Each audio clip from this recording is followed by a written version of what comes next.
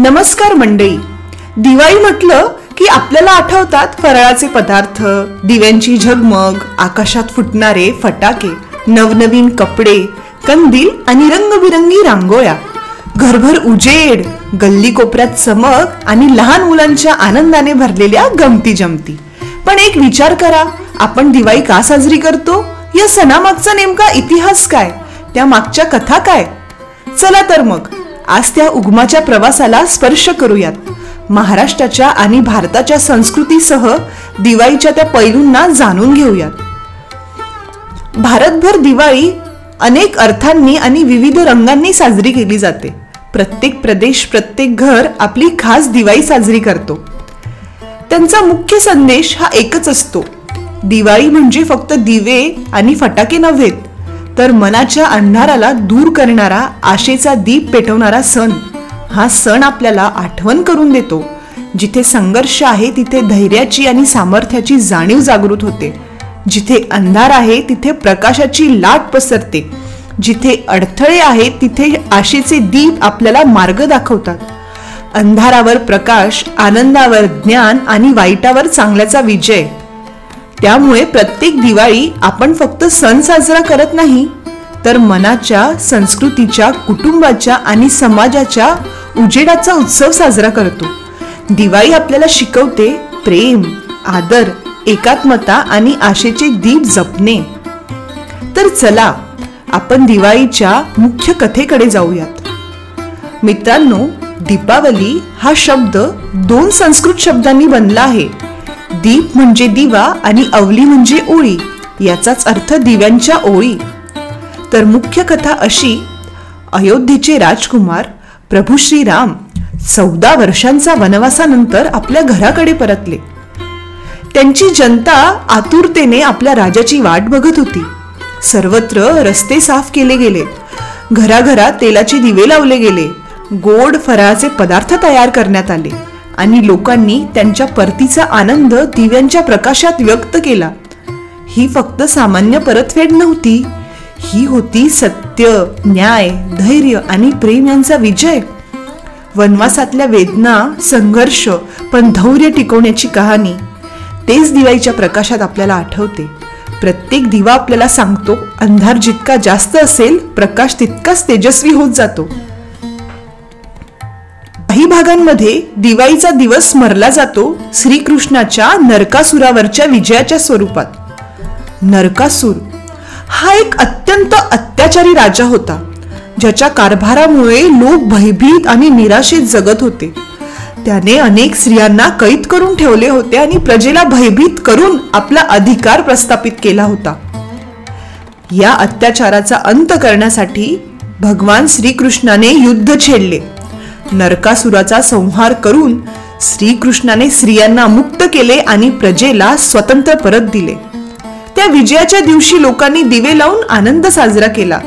तो आनंद फक्त युद्धातील विजयाचा नव्हता बरं का, तर अन्यायाविरुद्ध उभा राहण्याच्या धैर्याचा उत्सव होता. या कथेचा संदेश अत्यंत व्यापक आहे. अंधार फक्त बाहेर नसतो, तो मनातही असतो, भीतीच्या स्वरूपात.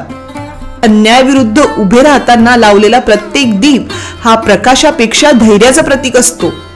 दिवाळीच्या पार्श्वभूमीवर आपण स्मरण करून देतो, जेव्हा अन्याय वाढतो तेव्हा मौन नव्हे तर सत्य आणि धैर्यच दिवा बनून उभं राहतं.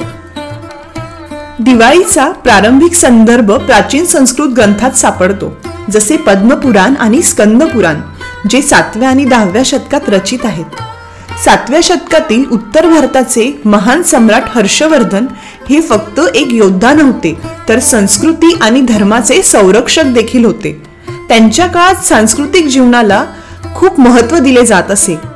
साहित्य, नाटक, कला, धार्मिक उत्सव यांना प्रोत्साहन मिळत असे. त्यांच्या काळात रचित संस्कृत नाटक नागनंदमध्ये दिवाळीचा उल्लेख आहे. त्याने दीपावलीला दीप प्रतिपदोत्सव असे संबोधले, म्हणजे पहिल्या दिवशी दिव्यांचा उत्सव. याचा अर्थ असा, दीपावली फक्त धार्मिक सण नव्हता, तर समाजातील लोकांच्या जीवनात उत्साह, समृद्धी आणि अंतर्मनाची शुद्धी घेऊन येणारा सण होता. दिवाळीचा दिवस जैन धर्मियांसाठी केवळ उत्सव नाही, तर एक अत्यंत आध्यात्मिक आणि पवित्र क्षण आहे. कारण याच दिवशी भगवान महावीरांना निर्वाण प्राप्त झाले, म्हणजेच जन्म मृत्यूच्या अखंड चक्रातून संपूर्ण मुक्ती. जैन परंपरेनुसार भगवान महावीरांनी आपल्या संपूर्ण जीवनात अहिंसा, सत्य, अपरिग्रह आणि करुणा यांचा संदेश दिला. त्यांनी सांगितले की खरी दिवाळी बाहेरील दिव्यांची नसते, तर मनातील अज्ञानाचा अंधार दूर करण्यासाठी, ज्ञानाचा प्रकाश पेटवण्यासाठी असते. असेही मानले जाते निर्वाणाच्या त्या रात्री त्यांच्या उपदेशांच्या स्मरणार्थ लोकांनी प्रथमच तेलाचे दिवे लावले. तो प्रकाश फक्त श्रद्धेचा नव्हता, तर आतल्या आत्मप्रकाशाचे प्रतीक होते. म्हणूनच जैन बंधू दिवाळीत उपवास, ध्यान आणि प्रार्थना करतात. त्यांच्यासाठी दिवाळी म्हणजे केवळ उत्सव नव्हे, तर आत्मशुद्धी आणि आत्मजागृतीची संधी आहे. स्वतःशी संवाद करण्याचा आणि भगवान महावीरांच्या मार्गावर चालण्याचा प्रण करणारा दिवस आहे.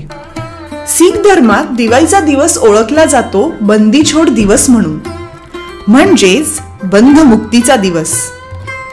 ही कथा आहे शीख परंपरेतले 6वे गुरु हरगोविंद साहेब यांची. मुघल बादशहा जहागीर याने त्यांना तुरुंगात टाकले होते. त्या तुरुंगात अनेक निरपराध हिंदू राजे देखील कैदी होते. अखेर गुरूंना सोडण्याचा आदेश निघाला, पण त्यांनी ठामपणे सांगितले, मी एकटाच बाहेर जाणार नाही. हे 52 राजे देखील मुक्त झाले पाहिजेत. गुरु गोविंदजींनी आपल्या अंगरख्यात 52 गाठी करून ठेवल्या, जेणेकरून प्रत्येक राजा त्यांना धरून बाहेर येऊ शकेल. शेवटी ते सर्वजण मुक्त झाले. ही फक्त कैद्यांची सुटका नव्हती, तर धैर्य, नेतृत्व आणि निस्वार्थतेचा विजय होता. अमृतसरला परतल्यानंतर शीख लोकांनी श्रीहरी मंदिर म्हणजे स्वर्ण मंदिर दिव्यांनी प्रकाशमान केले. तेव्हापासून हा दिवस प्रकाशोत्सव म्हणून साजरा केला जातो. बंदीछोड दिवस आपल्याला शिकवतो की खरी दिवाळी म्हणजे इतरांना स्वातंत्र्य देणे, दुःखातून मुक्त करणे आणि अंधारात प्रकाश निर्माण करणे आहे. छत्रपती शिवाजी महाराजांच्या काळातील दिवाळी महाराष्ट्रासाठी फक्त एक धार्मिक सण नव्हती, ती होती स्वराज्य, संस्कृती आणि स्वाभिमानाची आठवण.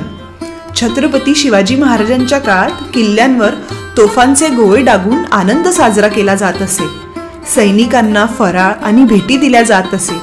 राजमाता जिजाऊ साहेब स्वतः लक्ष्मीपूजन करत. महाराज स्वतः प्रजेशी एकरूप होऊन दिवाळी साजरी करत. ही दिवाळी सामर्थ्य, स्वराज्य, संस्कृती आणि एकात्मतेची होती. शिवकाळातील दिवाळी हा फक्त दीपांचा सण नव्हता, तर सैनिकांचा, मावळ्यांचा आणि प्रजेचा आनंदोत्सव होता. मंडळी, आपण आजही म्हणतोच की गडकिल्ल्यांची दिवाळी हा इतिहासाशी जोडणारा किती सुंदर संस्कार आहे. दिवाळीच्या दिवसात अनेक मुलं मातीचे गडकिल्ले बनवतात. काहींसाठी हा फक्त खेळ, पण बघा ना, कळत न कळत मुलं यातनं किती गोष्टी शिकतात. जसा शिवाजी महाराजांचा पराक्रम, योजना आणि रणनीती, जसा प्रवेशद्वार कुठे ठेवायचा, बुरुज कुठे असावेत, हेच ते प्रारंभिक धडे जे किल्ल्यांच्या रचनेतून इतिहास सांगतात. यात सर्वात महत्त्वाचा धडा म्हणजे एकात्मता आणि श्रमसंस्कार. मित्रांसोबत, भावंडांसोबत मिळून काम करायचं. हे शिकवतं की स्वराज्य ही एकट्याने नव्हे, तर एकजुटीने घडतं. म्हणूनच गडकिल्ला बांधणं म्हणजे निव्वळ खेळ नाही बरं का, तर पुढच्या पिढीला शांतपणे विचारणे आहे. तुला ठाऊक आहे का, आपल्या मातीमध्ये पराक्रमाचा इतिहास दडलेला आहे. ही कला म्हणजे आपली ओळख शोधण्याची पहिली पायरी आणि इतिहासाचा आदर करण्याची सुंदर सुरुवात. मंडळी, दिवाळी हा फक्त प्रकाशाचा सण नाही बरं का, हा संबंधांचा आणि कृतज्ञतेचा देखील सण आहे. हा सण आहे प्रत्येक नातेसंबंधाला सन्मान देण्याचा. दिवाळीची सुरुवात होते वसुबारसपासून, ज्यात आपण मातेच्या रूपातील गौमातेला पूजतो. या दिवशी स्त्रिया गायींचे पूजन करतात, कारण गाय ही फक्त जनावर नाही, तर एक अन्नत्रादी आणि मातेचे प्रतीक आहे. ज्याच्या दुधावर संसार वाढतो त्याच्या त्यागाला पहिला नमस्कार. या दिवशी आपण स्मरण करतो आपल्या जीवनात निसर्ग आणि पशुधन यांचा किती मोठा वाटा आहे. त्यानंतर येते धनत्रयोदशी. हा दिवस समर्पित आहे धन्वंतरी देवांना, आरोग्य आणि आयुष्याच्या संरक्षणासाठी.